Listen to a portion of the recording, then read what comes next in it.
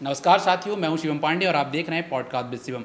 मेरे साथ इस वक्त मौजूद हैं प्रताप ग्रेवाल जी, जो एमएलए हैं, धार जिले की सदरपुर विधानसभा से 3 बार के विधायक हैं और इन्होंने व्यापम घोटाले को उजागर करने में काम किया, ट्राइबल के हित के लिए काम किया। सर, आपका स्वागत है पॉडकास्ट विद शिवम में। नमस्कार। सर, मैं जानना चाहता हूँ कि आपको क्यों लगता है कि भारतीय जनता पार्टी युवा विरोधी है, किसान विरोधी है? देखिए, 2004 से शिवराज सरकार में जिस प्रकार से व्यापम के माध्यम से जो घोटाले हुए, उसके बाद में प्रोफेशनल एग्जाम बोर्ड का नाम दिया गया। अभी कर्मचारी चयन मंडल जो डॉक्टर मोहन यादव के समय में व्यापम का नाम बदल दिया गया। तो एक के बाद एक जो घोटाले हुए हैं, और आज आप देखिए कि आज बेरोजगारी की संख्या इस प्रदेश के अंदर बढ़ती जा रही है। 2023 में तत्कालीन मुख्यमंत्री शिवराज सिंह चौहान जी ने वन टाइम एग्जाम की घोषणा की थी। आप देखिए कि उस पे कोई अमल नहीं हुआ। तो एक तरह से बढ़ती बेरोजगारी के कारण इस प्रदेश के अंदर बेरोजगारी का जो प्रतिशत बढ़ गया है और बेरोजगार युवा इस भारतीय जनता पार्टी की सरकार में अपने आप को ठगा हुआ महसूस करता है। आपने एक स्टेटमेंट दिया था कि सरकार ने बेरोजगारी के आंकड़े के साथ छेड़छाड़ की है, क्यों लगा आपको? आप देखिए कि 2024 के मेरे प्रश्न के उत्तर में मैंने जब मध्य प्रदेश के अंदर बेरोजगार की युवाओं की स्थिति का मेरा प्रश्न था, तो उसमें उत्तर था कि 33 लाख बेरोजगार युवा हैं। और जब मैंने 2025 में, अभी इसमें मैंने प्रश्न के उत्तर में बताया गया कि उसमें बताया गया कि बेरोजगारी की संख्या दर्ज नहीं की जाती। अब इसका जो नाम बदल करके आकांक्षी युवा योजना कर दिया गया। तो एक तरह से डॉक्टर मोहन यादव इस प्रदेश के अंदर बढ़ती बेरोजगारी से घबरा करके आंकड़े छिपाने का काम कर रही है। डॉक्टर आनंद राय की बात यदि व्यापम घोटाला को उजागर करने में किसी व्यक्ति का नाम आता है तो प्रताप ग्रेवाल जी का नाम आता है। आपने कब महसूस किया कि इस देश में इतना बड़ा घोटाला हो रहा है इस प्रदेश में, और उसके लिए फिर आपने क्या किया? देखिए कि जिस प्रकार से व्यापम घोटाला इस प्रदेश के अंदर बढ़ रहा था, एक तरह से जो प्रतिभाशाली विद्यार्थी थे उनके साथ में कटोराघात हो रहा था कि इसमें प्रतिभाएं जो थी, जो योग्य होनहार युवा थे, उनका चयन होना था। उसके एवज में कई मुन्ना भाइयों का इस व्यापाम के माध्यम से चयन होता जा रहा। तो उसका सबसे पहले मुझे अगर कोई संज्ञान में लाया तो डॉक्टर आनंद राय ने मुझे इस बारे में मुझे जानकारी दी, और मध्य प्रदेश की विधानसभा में मार्च 2013 में मैंने विधानसभा के प्रश्न लगाया था, जिसमें जानकारी प्राप्त हुई। क्या आपको लगता है कि विपक्ष अपना काम सही ढंग से निभा पा रही है? जो सवाल सत्ताधारी पार्टियों से करना चाहिए वो कर रही है? आज देखिए कि सारा विपक्ष एकजुट है और मध्य प्रदेश के विधानसभा के अंदर हमारी संख्या 66 है, लेकिन हम सब लोग सारे विधायक एकजुटता के साथ में मध्य प्रदेश की विधानसभा में विपक्ष की सही ढंग से जिम्मेदारी निभा रहे हैं। चाहे किसानों की बात हो, चाहे बेरोजगारी युवाओं की बात हो। अभी आपने हाल ही के दिन में एक लाइव प्रसारण को लेकर के हमने हाई कोर्ट में याचिका लगाई थी। आज आप देखिए कि सरकार को आज पूरे जबकि मध्य प्रदेश सरकार को केंद्र की सरकार के द्वारा बजट भी दिया गया, काफ़ी पैसा भी दिया गया। आज दूसरे प्रदेशों में लाइव प्रसारण हो रहा था मध्य प्रदेश की विधानसभा कि हम प्रदेश की जनता का भी हक है कि उनके द्वारा चुने हुए जनप्रतिनिधि विधानसभा में जाकर के क्या कर रहे हैं। आखिर में मध्य प्रदेश की विधानसभा और सरकार को निर्णय लेना पड़ा लाइव प्रसारण का। आपने सर गुटबाजी की बात की, मतलब उसकी बात की, एकता की बात की, लेकिन जीतू पटवारी जी ने खुले मंच से कहा कि अभी भी गुटबाजी है, उसको दूर करना पड़ेगा, ये दीमक की तरह है। तो गुटबाजी तो है कांग्रेस में। देखिए, जिस प्रकार से हमारे जो एआईसी गुजरात के अधिवेशन में जिस प्रकार से संगठन सृजन अभियान जो चलाया जा रहा है, इस अभियान के तहत एक नई सोच, नई ऊर्जा, नई दिशा की ओर कांग्रेस बढ़ रही है। निश्चित तौर पर जो हम लोग एक मजबूत संगठन के साथ में इस मध्य प्रदेश में आगे बढ़ेंगे। सर, आप आदिवासियों के नेता हैं और जनप्रतिनिधि भी हैं। आपको लगता है जो एसटी को, शेड्यूल ट्राइब्स को जो हक मिलना चाहिए वो बीजेपी सरकार ने दिया है? देखिए, आज अब जो मध्य प्रदेश आदिवासी उपयोजना का जो बजट जो केंद्र से आता है, उसको अन्य मदों पर मध्य प्रदेश की सरकार अन्य कार्यों में खर्च कर सकती है। तो जो खर्च हमारे 89 ब्लॉक है, आदिवासी ट्राइबल ब्लॉक है, वो पर्याप्त राशि उन ब्लॉक तक पहुंच नहीं पाती है। तो मैं समझता हूं कि उस जो आदिवासियों को जो मिलने वाला जो बजट है, वो उस आदिवासी जनता के ऊपर उस बजट का खर्च किया जाए। आदिवासियों के उत्थान के लिए सरकार को क्या करना चाहिए? आप देखिए कि जिस प्रकार से आदिवासियों का जो उत्थान होना था, विकास होना था, वो गति आज भी धीमी है। आज भी आप जाइए हमारे धार में, हमारे सरदारपुर में, बड़वानी में, झाबुआ में आप जाइएगा कि आज भी हमारे आदिवासी भाइयों का पलायन जारी है। राजस्थान हो, महाराष्ट्र हो, गुजरात में हो, आज भी हमारे आदिवासी भाई मजदूरी की तलाश में अन्य राज्यों की ओर जा रहे हैं। तो जिस हिसाब से एक जन जागृति आना थी, शिक्षा का, औद्योगिक क्षेत्र का, जो उस क्षेत्र में जो विकास होना था और वहाँ के स्थानीय युवाओं को रोजगार देना था, वो आज सरकार उससे ठीक से अमल नहीं कर पा रही। सर, हमने धार जिले में देखा, धार जिले की 7 विधानसभा सीटों में 5 विधानसभा सीटों में कांग्रेस आई, 2 विधानसभा सीटों में बीजेपी को मिली। आपने क्या स्ट्रेटजी अपनाई, आपने क्या काम किया जो बाकी जिलों में रणनीति फेल हो गई और कांग्रेस बाकी जिलों में हार गई? देखिए, हम लोग हमेशा जनता के बीच में रहते हैं और मेरे दरवाजे हमेशा जनता के लिए खुले रहते हैं और हमेशा हम लोग जनता की समस्याओं के लिए तत्पर रहते हैं।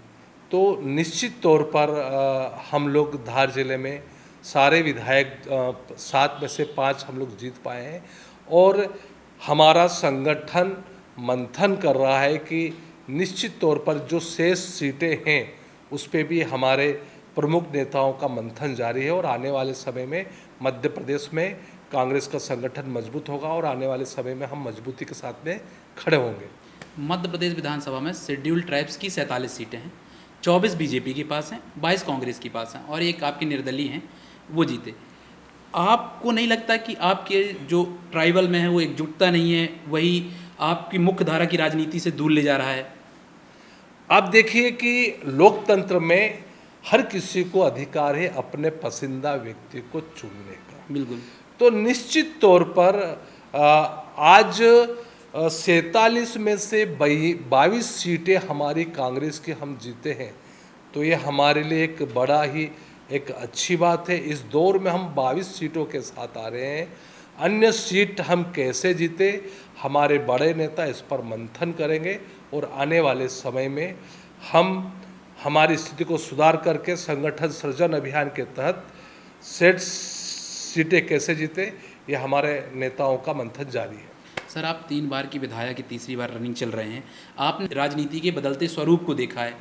पहले की राजनीति में और अब की राजनीति में क्या अंतर महसूस करते हैं आप? देखिए, आज की जो राजनीति है अवसरवादीता की राजनीति है, अपेक्षाएं बढ़ गई है और संकुचित सोच की राजनीति आज के वर्तमान दौर में चल रही है।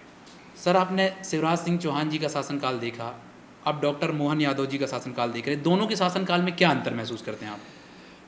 मैंने दोनों मुख्यमंत्री जी के कार्यकाल को देखा है। जिस प्रकार से शिवराज सिंह जी चौहान जी के पूर्व मुख्यमंत्री के कार्यकाल में जिस प्रकार से प्रदेश की जनता के ऊपर 4 लाख करोड़ का कर्जा था, आज डॉक्टर मोहन यादव की सरकार में 4,92,000 का करीब कर्जा हो गया है। आज मध्य प्रदेश की जनता के ऊपर लगभग 52,000 प्रति व्यक्ति कर्ज में डूब चुका है। दूसरी तरफ हम अपराधों में देखें तो अपराधों में भी इस देश के अंदर महिलाओं पर अत्याचार में हम तीसरे नंबर पर है। दूसरा भ्रष्टाचार जहाँ तक मुख्यमंत्री शिवराज सिंह चौहान की बात करें उस वक्त भी भ्रष्टाचार थे और इस वक्त भी चरम सीमा पर भ्रष्टाचार है। तो मैं समझता हूँ कि इन दोनों मुख्यमंत्री जियों में आपस में ही कंपटीशन है और इतना ज़्यादा भ्रष्टाचार है कि एक भ्रष्टाचार भ्रष्टाचार करने की होड़ लगी हुई है। कौन बड़ा भ्रष्टाचारी बने? कौन बड़ा भ्रष्टाचारी बने? आदिवासी क्षेत्रों में पलायन की सबसे बड़ी समस्या है, उसे कैसे रोका जा सकता है? आदिवासी क्षेत्र में एक बड़ी समस्या है पलायन की। तो जिस प्रकार से वहाँ पर आदिवासी क्षेत्र है वहाँ पर औद्योगिक क्षेत्र लगे, वहाँ पर हमारे स्थानीय आदिवासियों भाइयों को रोजगार मिले, शिक्षा का प्रचार प्रसार हो, जन जागृति हो, ताकि शिक्षा से जुड़ करके हमारे लोग अपने पांव पर खड़ा हो सके। शेड्यूल ट्राइब्स की ऐसी कौन सी जनजातियां हैं जो संपन्न हैं, ऐसी कौन सी जनजातियां हैं जो धीरे धीरे विलुप्त हो रही हैं? देखिए, मैं समझता हूँ कि देश की आज़ादी के बाद में मैं समझता हूँ कि मेरी नज़र में जितनी भी जातियाँ हैं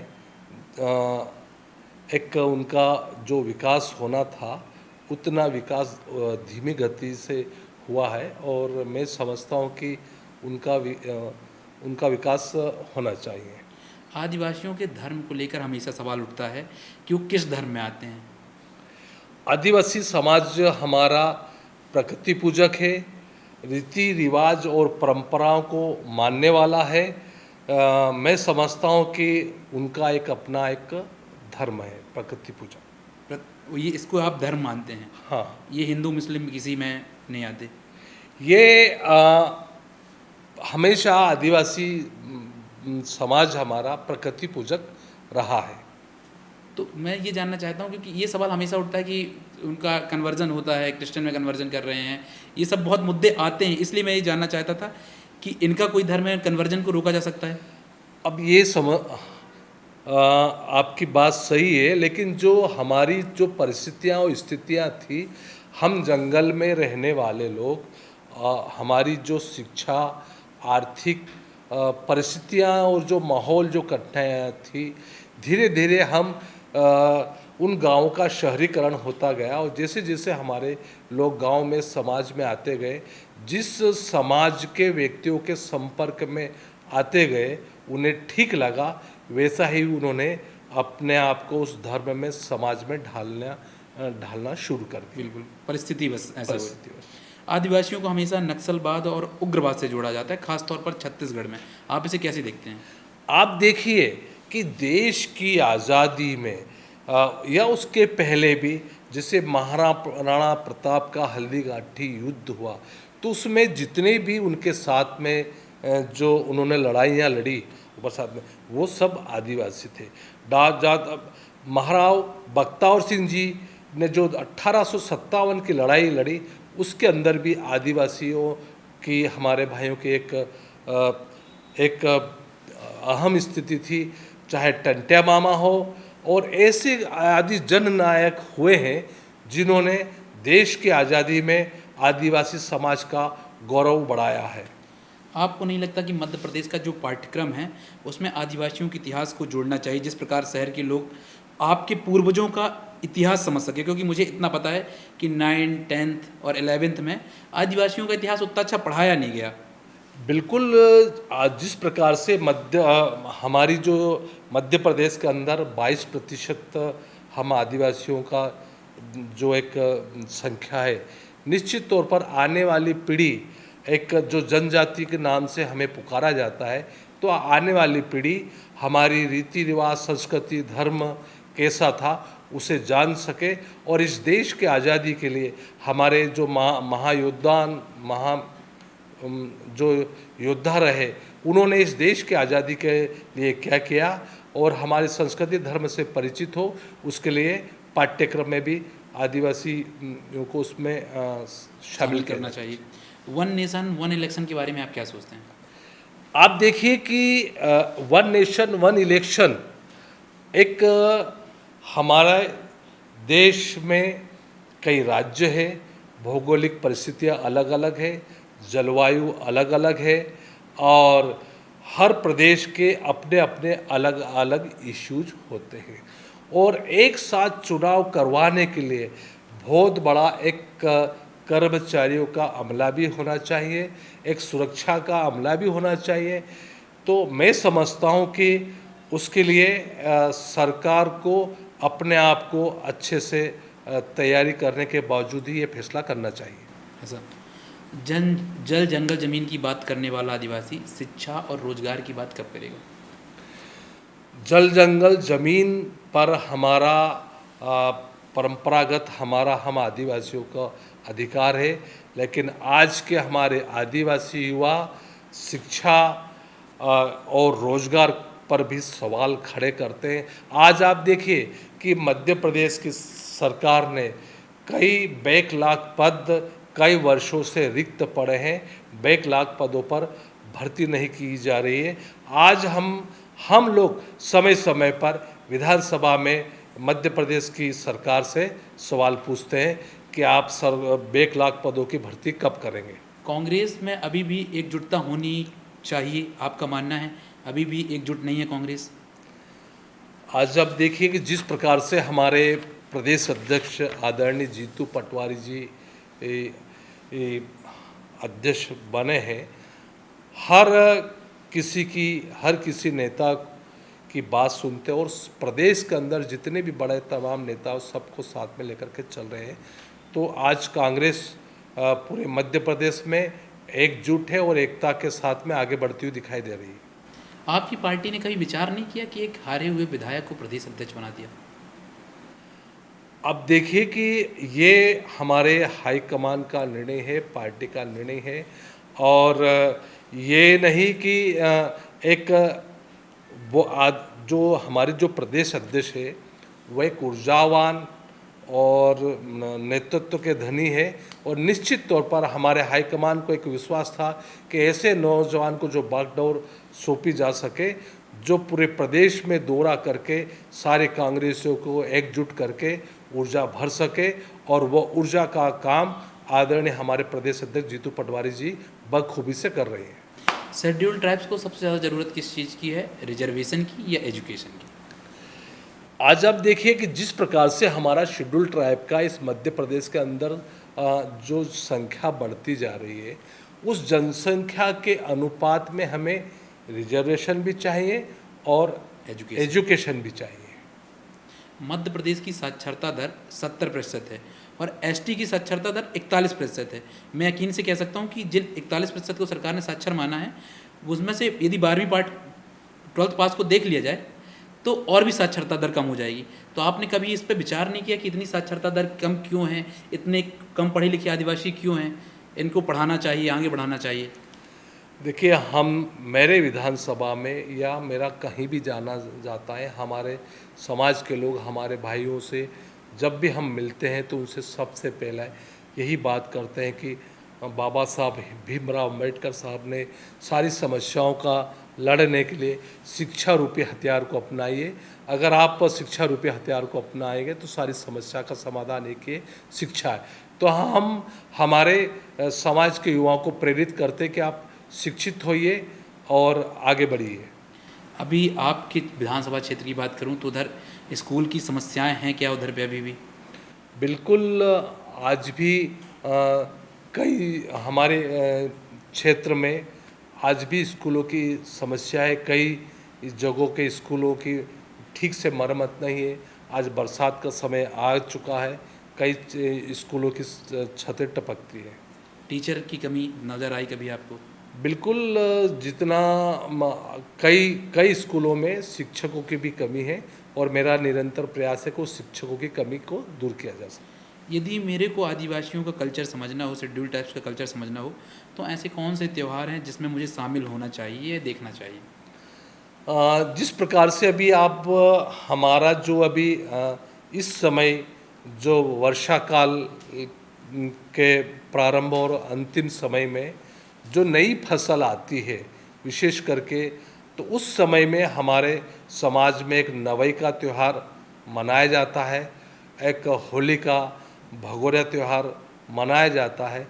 ऐसे कई हमारे धर्म, हमारे समाज के सांस्कृतिक जो धरोहर है, आप उन कार्यक्रमों में आएंगे तो निश्चित तौर पर आदिवासी समाज की संस्कृति को समझने का आपको पर्याप्त मौका अवसर मिलेगा।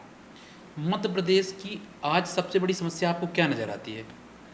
मध्य प्रदेश की आज जो सबसे बड़ी जो समस्या है बेरोजगारी है।